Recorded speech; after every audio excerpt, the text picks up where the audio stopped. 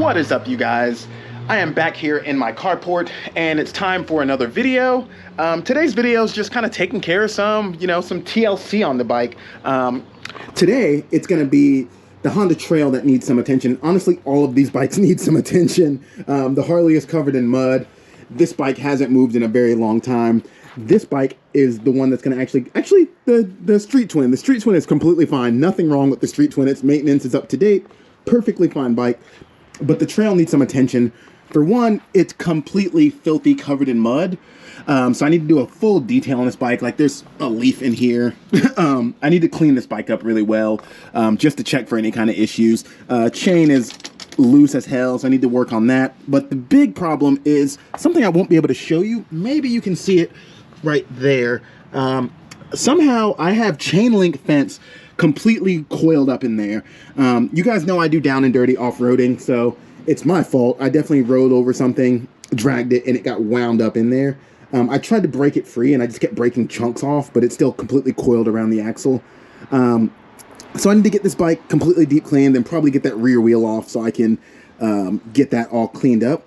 And then I want to make an actual toolkit for this bike, because it's just kind of been a place where I dump tools. Like, there's kind of all kinds of junk in here. All of my bikes, I like to carry tools around on them, but I need to make more appropriate toolkits. Like, this bike should have some SAE tools in it rather than a bunch of metric shit and like crescent wrenches and shit. So I need to get that worked out. And this bike, I need to actually have the tools that it needs. It comes with a factory toolkit that I've honestly never opened. So I need to open that, see what's in it, and then just add what I need to add.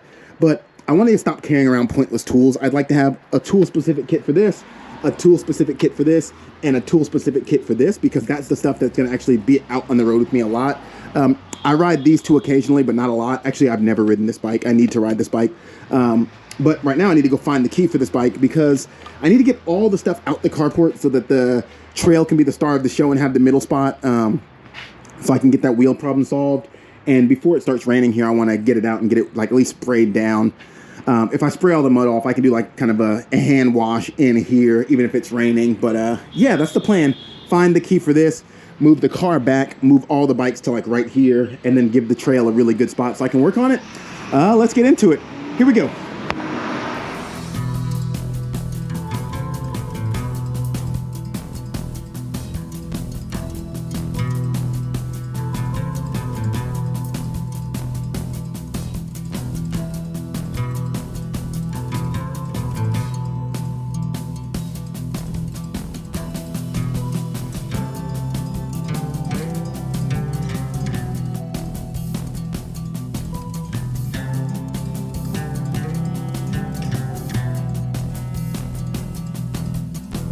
All right, I got the bike all pulled out, some stuff out the way. Let me see if I can show you in here. Can you see it in there? Like, that there should not be there. Focus? Yeah. There's definitely some chain link wrapped in there, a big old knot of it. I'm gonna see if I can get some wire nose or like some like pliers, and see if I can just get it unspun, because it'd be cool to not have to take the whole wheel off. I see a broken edge there, but it seems like the wheel's gonna have to come off, actually. All right, well, maybe the wheel coming off will be good for cleaning it anyway. And I need to adjust the chain, so why not go ahead and get it apart.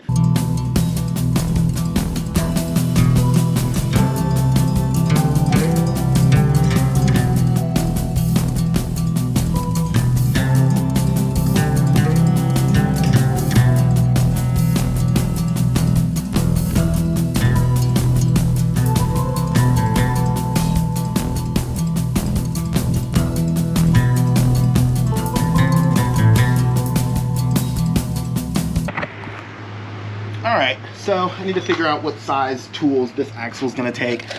Since all my tools are out back, I usually bring them up front in this little measuring cup here.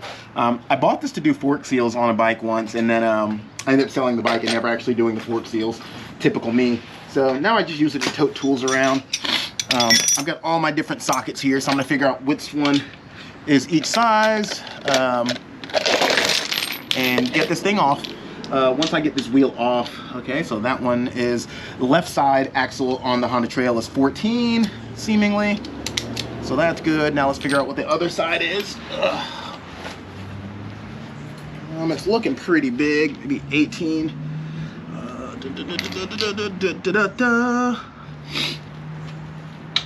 Yeah, I think I was right on 18. Let's see, 18. Oh no, it's not 18. 19 or 20. Where are you guys? There's 19. So if that's it, because I don't see 20 here. It is 19. So 14 one side, 19 the other. Let's get that spun off. Actually, I can put the 19 on this. And I got this 14 here. Let's get that off. I don't even know if that's filming, but here we go.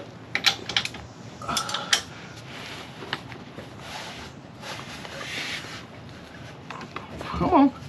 Whew. That is on there good, y'all.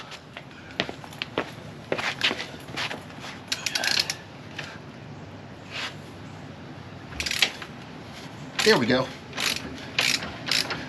Woo! Dar she blows. Should have probably just grabbed power tools, but whatever. Okay. Alright. That is off. Looks like there's a couple different guards here. I like to stack things in the order that they come off, and then just leave them generally near the bike where they came from. There's just a piece of metal here that is probably broken off of this bike, I'm guessing. There's the adjuster, but looks like we're gonna need to tap the axle out of there. See if we can spin it out of the other side. Let's see. Just spin that and see what happens.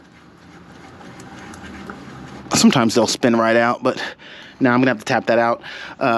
Damn, I'm filming the wrong way. Extreme close-up on my nose. Spinning this out didn't work. I tried to spin that out, won't work, so I need to go get like a rubber mallet and just tap that axle out. Then the wheel should fall free, besides getting hung up on the chain, but no biggie. All right, so got the rubber mallet. Tap that out.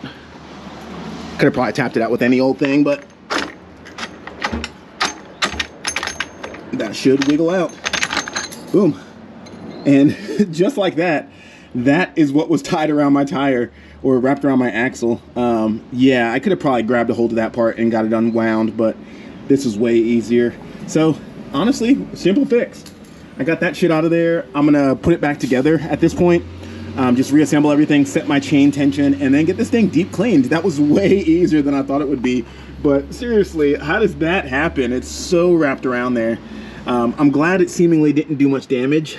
The reason I knew something was wrong, because I didn't even see it, I heard a little bit of like a skee as I wheeled it around, and then I realized this dent there was going on, which seems to not have touched anything. It seems like that just took an impact, but it shielded the sprocket. So yeah, ultimately no harm, no foul. Everything looks fine. Bearing looks good. I'll assemble it now, spin the wheel, make sure it sounds good. If so, we'll give it a deep clean, do some chain maintenance. But the little bike that could, look at all that mud in there. Damn, I've been neglecting this bike. Yeah, I need to take care of this bad boy, so let's get it back together. All right, there it is with the axle slid back in. Getting all of this lined up to get the axle back in wasn't the easiest thing on the planet. So my pro tip is just to have some support under the wheel when you're trying to line it up, just to put something underneath there. So I had it on the center stand and then just pushed my rubber mallet there so the wheel wasn't kind of completely falling down. That allowed me to have some support on the wheel while I just kind of got it all lined up. Once you slide the axle through that side and you come around this side to see it, getting this whole bracket system for the caliper lined up is kind of weird. So I just had, I was just like kind of pushing it that way until I could see it through the hole here, and then got it lined up, moving the wheel as I needed to. And the rubber mallet allowed me to have enough wiggle room to move it up and down as I needed to get the axle through. And then once you get it through, you just get it all lined up the way it was. As always, I recommend taking a picture of what it looked like when it was assembled. And then as you take things apart, I did that thing I said where I just stacked these parts in the order they came off the bike on the side of the bike that they came off of, which made it easy. But yeah, it's all buttoned up now, so while it's still loose, I'm going to adjust this chain and get it nice and taut. And then we're good. Yeah, let's get it deep cleaned after that. The adjuster I need for the trail isn't in that tool roll. Exactly the problem I'm talking about. So I'm going to check the one that's in the Harley and see if I need it. It looks like I need a 12 millimeter probably. So let's see if there's one in here. This is exactly what I was saying about not having the right tools in the right spot. Yeah, it's a 12. So yeah, I need to organize tool rolls that actually make sense for the vehicle that they're in. Because what is 12 millimeter on a Harley Davidson? Nothing. All right, so adjusting this thing is pretty easy. A couple different parts you need to know about. This is just a lock washer. It keeps this one from moving. So you just want to back that off. I believe it was an 8. I've already loosened it. It was like an 8 or a 10. Yeah, it's a 10. So you just want to back that one off. Once that's away from this one, it'll move freely. Then you get your 12 on there. And you just adjust. Tighter makes the chain tighter. Looser makes the chain looser. You can probably see that there. It is getting tight as I turn it. It is getting loose as I loosen it. Yeah, so it's pretty easy. You just tighten that one to your desired witness mark here. This thing is going to slide along these notches there.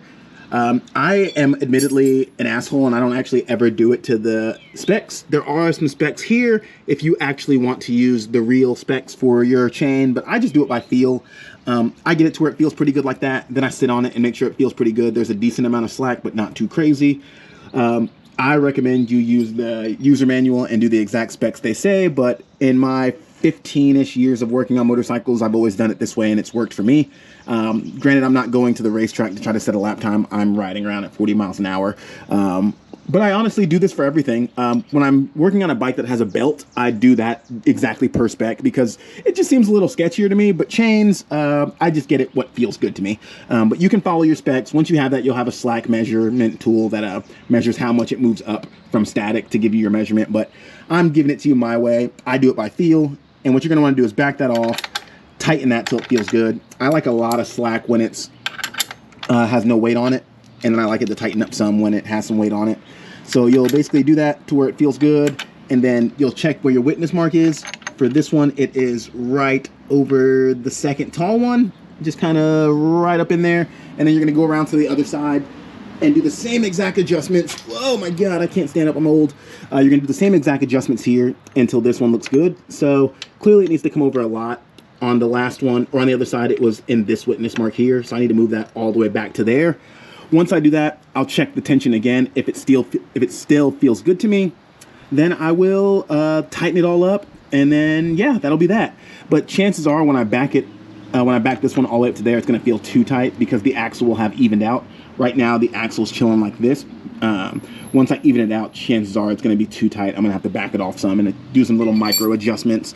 So this isn't the easiest thing to do one hand, but yeah, you get that tool on there and just back that one off, just the one. Get it away so the other one moves freely. Boom, boom, boom, like that. And then you get your other tool on there and you're going to want to make the same adjustments to make it move to where it is. So for me, it's going to be tighter. So just keep turning, turning, turning, turning until it gets to where the other side is. That way you know your axle's completely in a straight line. Just a little more seems about where the other one was. It's pretty good. I'm gonna leave that adjuster back and then I'm gonna come over here and check that chain tension again. But yeah, like as I said, that's way too tight now. So now that I have them in a line, I'll start doing those micro adjustments. Back this one off to probably right in front of that line, completely clearing it. That feels good to me. Now the whole entire line is exposed. It's not covering it at all. Actually, it still needs some more probably. Yep. There we go. Yeah. Actually, I'm gonna go a little more even. All right. Now the whole line is exposed. Do the same thing over here. Just back it off until that whole line is exposed, like so. Sometimes when you're backing it off, you can just straight up shove it, which is what I did. Now there's the slightest bit of gap between the line and the little, whatever you want to call this, chain measurement tool. So I'm going to make sure it's the same on the other side. Nope. There we go. Slightest bit of room there. That feels good. Chain feels good. So I'm going to button it up and make sure the measurements are the same with it a little tighter. and then we're good. This one still seems a little far like that way, so I'm gonna back it off a little bit off camera just so I can use both my hands. But yeah, I want it to feel nice and slacky like that while these measurements are identical. It is super important that these measurements are identical. That is not something you can just kind of eye. You want to get these, I mean, I'm going to eye it because I'm a trash person, but you want to make sure those are really spot on, because if they're not, your axle is not spot on. And that's going to create all kinds of issues. You could have tire rubbing on the chain. You could have the chain bind up somewhere and just snap. You want the wheel to be straight.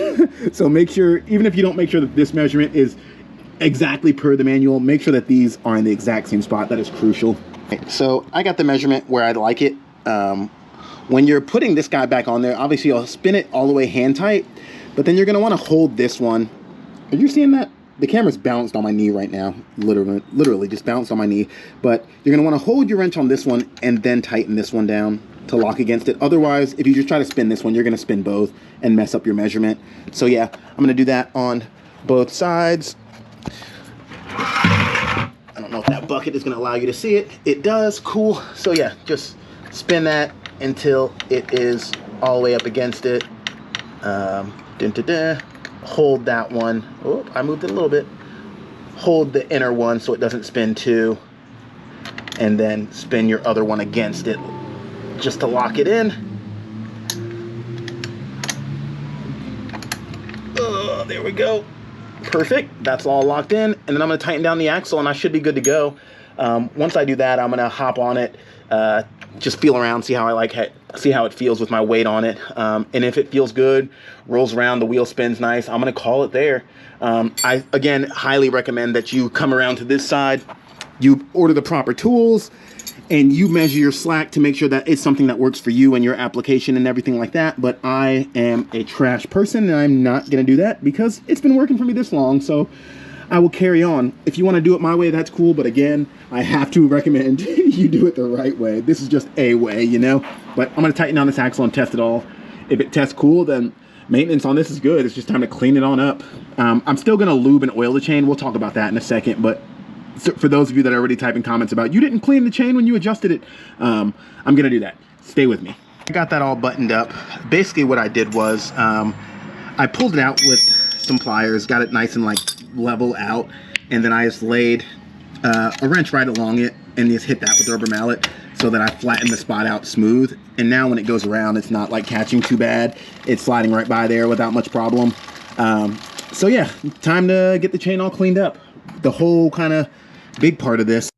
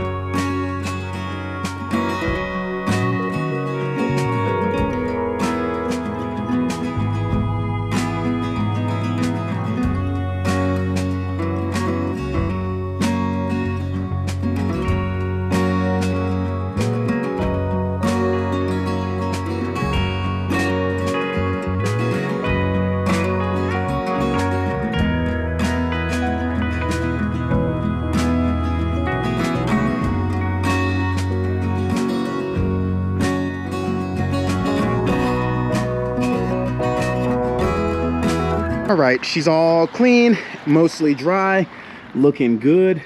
Really does clean up well. It's crazy how bad all that mud and muck makes this thing look, but she shines right up. And I think that's just a sign of good materials. There's definitely some spots I could have hit up better. Like there's still some little bit of nastiness in there, but yeah, overall looks really good. I'm happy with that for just a, I don't know, a cleanup of a dirt bike. You know, this isn't a show queen, like I said. This is my bike that I go and break. So that's pretty nice for me. I like it. It's just not embarrassingly dirty anymore. You can actually read the name on the side of it now. So I'm going to pull it back into the carport and get some lube on this chain, and then I'm going to call it a day. All right, when it comes to motorcycle products, I'm not very picky. I just use kind of whatever I have, and this is what I had. I'm going to get this guy cleaned up, and then I'm just going to spray that on there, kind of get all in the nooks and crannies, clean it all up, wipe it down, and then hit it with another layer of that chain wax. That is a wax, not a cleaner, but it doesn't need much of a cleaner. No more than this will do, just kind of agitating what's on there. I think the wax will do a plenty good job. You can use a specific degreaser and then follow it up with the wax. That's the preferred way to do it, but mine's really not that bad. The bike, it wasn't heavily used this last time around. Just spraying it off in the standard wash got the chain pretty good, so this will be great.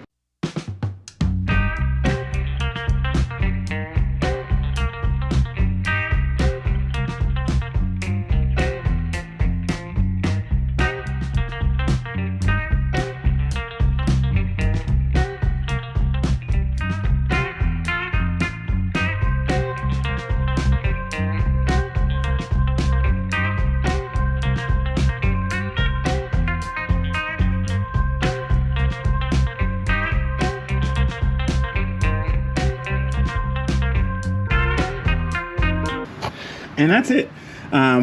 It's good enough for me. Good enough for government work, as they say. Tension is nice. I sat on it. Tension felt good. I checked my measurements. They're identical on both sides. I got most of the grit and grime off of there. I'm happy with it. That is the end of today's work. It's really that simple.